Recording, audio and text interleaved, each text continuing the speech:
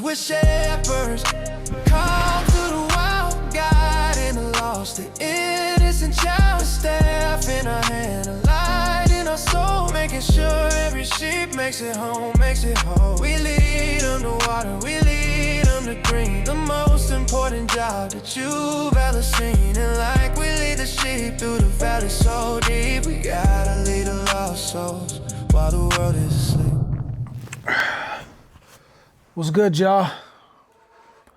Hope everybody's having a blessed Saturday.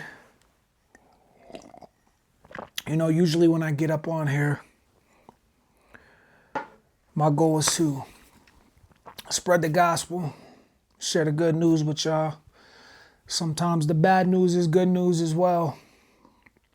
But I think that, you know, I want to start getting up on here and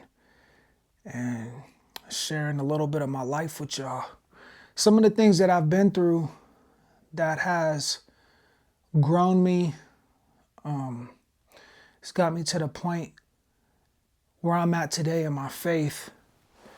And, you know, if you guys like this with me telling these stories about some of the things that I've been through, comment, let me know. I think it's kind of a route that I never wanted to take, but I think it could help. You know, it might be able to help somebody out there, give them some insight and bring them to some type of understanding on what they might be going through as well. So I figured I'd give it a shot. You know what I'm saying? Share the tea with y'all. Cheers. So look, this right here is a moment I would like to say I gained a lot of spiritual growth. You know, there's a lot of things that I've been through in life that has definitely grown me, for sure, but this happened probably around, let's say, 3 years ago. And I was kind of in that transition, like God was working on me, but I wasn't all the way there. But he was definitely working on me, for sure. So yeah, about 3 years ago, I think it was probably around 7:30 p.m., 8 p.m.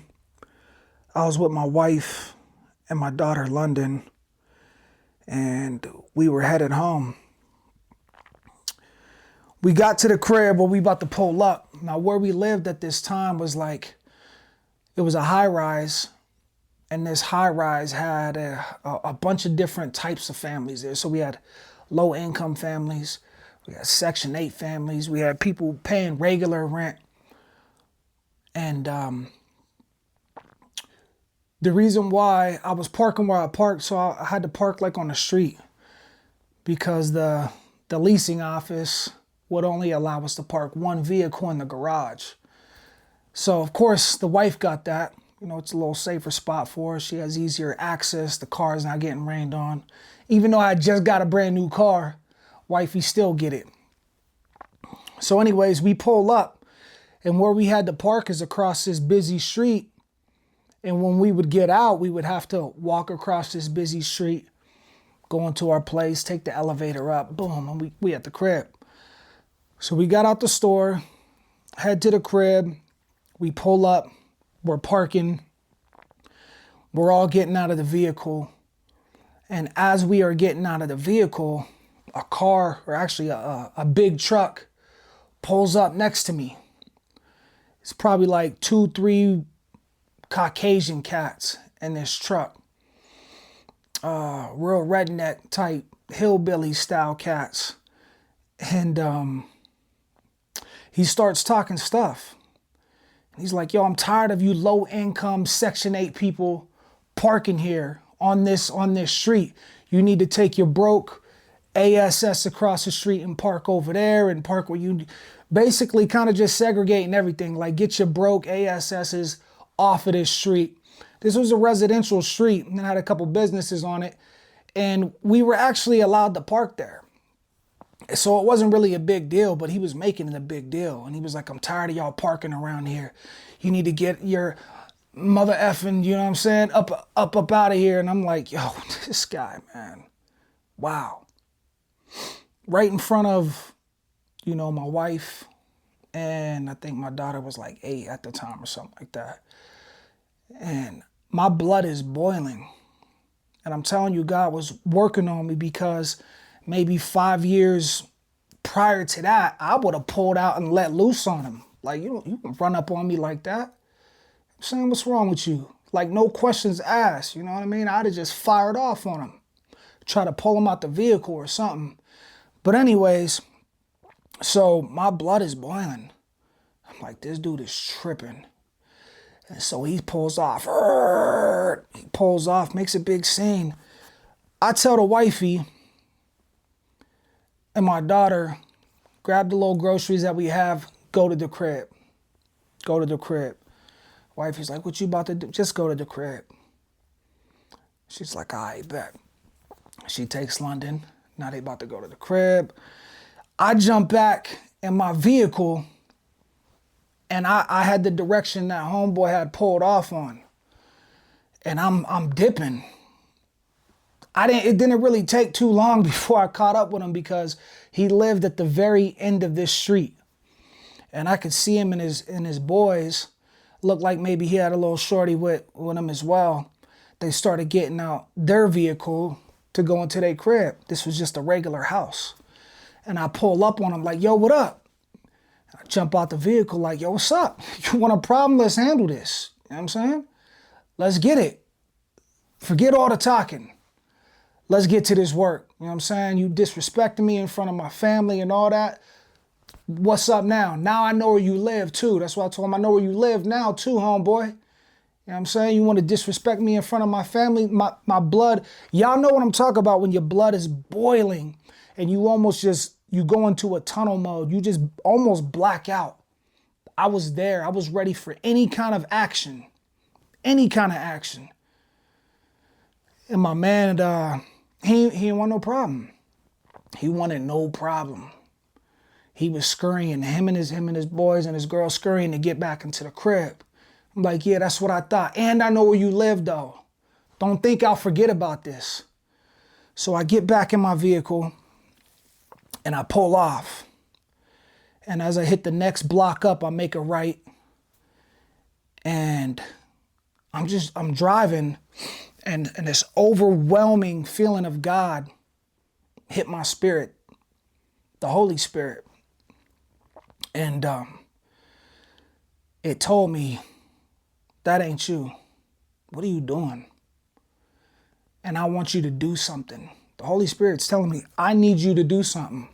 I don't know if this is a test or what, but there's a difference between when you're thinking, my people out there know, when the Holy Spirit is speaking to you, it's different than your own thoughts. It's an overwhelming, powerful feeling that you feel when the Holy Spirit is talking to you.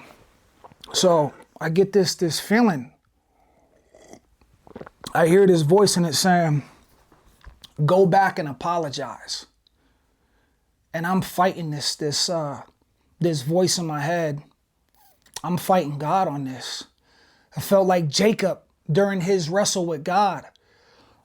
I'm fighting it. I'm like, there's no way. Ain't no way I'm going back. Like my pride's kicking. Ain't no way. I'm not going back.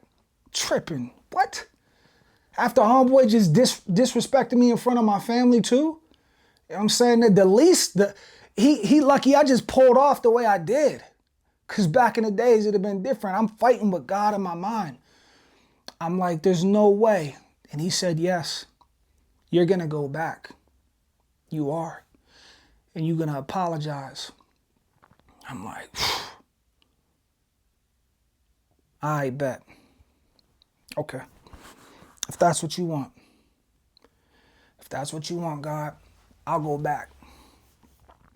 So I've been the block, come right back around to this man's house, and he sees me. He's still outside for some odd reason. I don't know if they were unloading groceries or what, but he sees me, and I roll down my window, you know what I'm saying? And I'm like, hey, yo, my mans. And he sees me. And I'm like, yo, let me holler at you real quick, man. Word. Let me holler at you real fast. And he's like, all right, okay.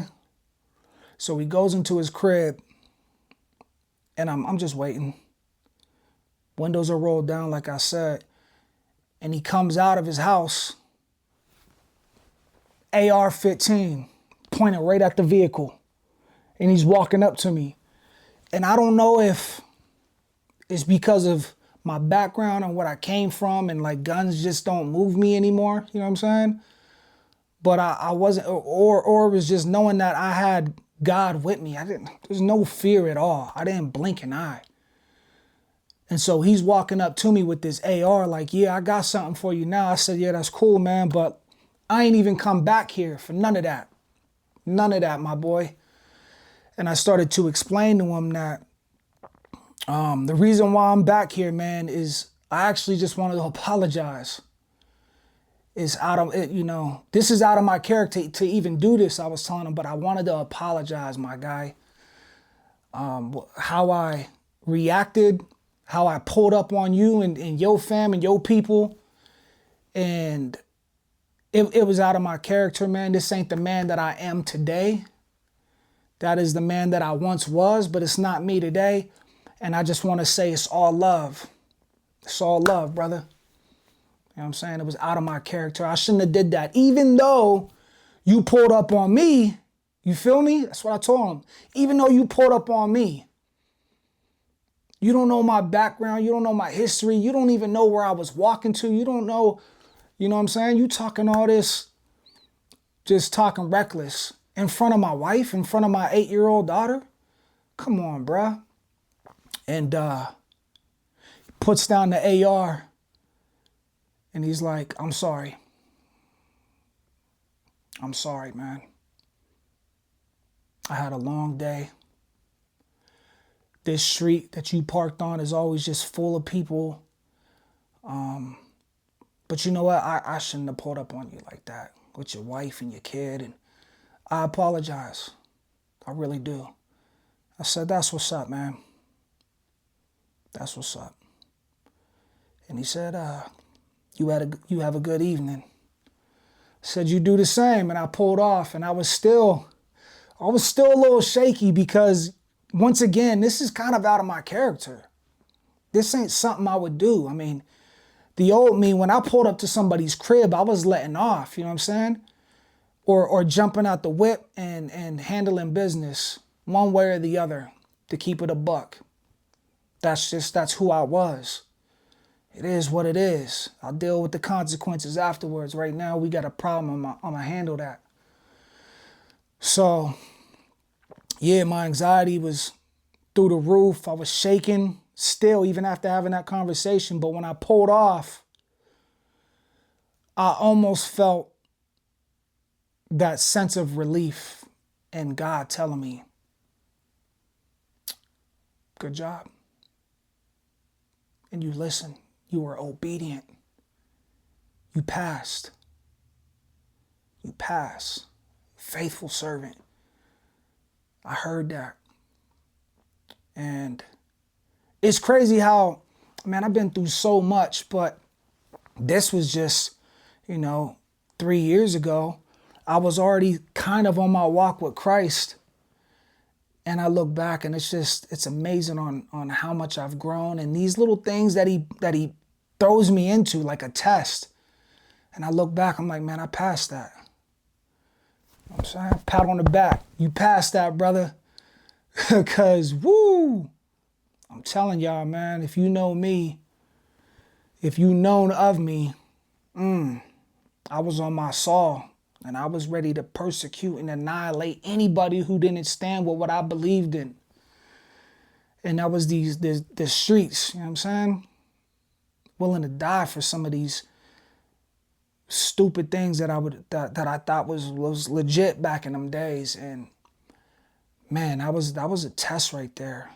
And I was just glad that I made it through. But I share this with y'all because, once again, like I mentioned in the beginning, I truly think this is this shows my own personal spiritual growth. And sometimes people won't get tests like that, like I had. It might come in a different form. But when you hear that voice outside of your own, and you know it's God, that Holy Spirit is really telling you something, don't go against that. There's a reason God is telling you something. It could be a teaching moment, what he wants you to do, a warning. Don't disregard that though. It could be a moment in your life where you look back and you're like, man, that was spiritual growth right there. That's amazing. You know what I'm saying? I got so many stories for y'all though. And there's stories that I got stories I've never told anybody. Some of them they may not be appropriate either, but I'm going to tell y'all because why hold back? It's not who I am today. I'm not worried about being judged for anything that I did, you know? So if y'all enjoy this kind of like one-on-one or one-on whoever's watching, holla at me because, you know, I'm going to keep letting these go for y'all.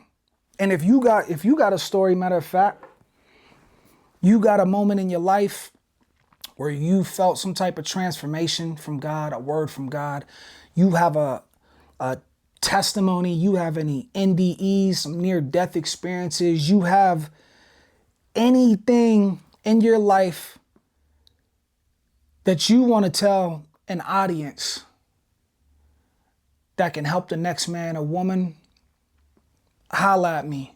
I will set up shop at your crib. You can come to me. You know what I'm saying? Shepherds.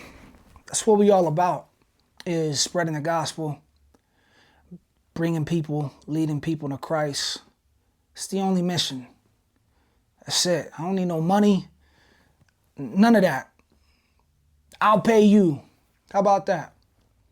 You got a great story, I'll come to you. Wherever you at. Holla. Peace.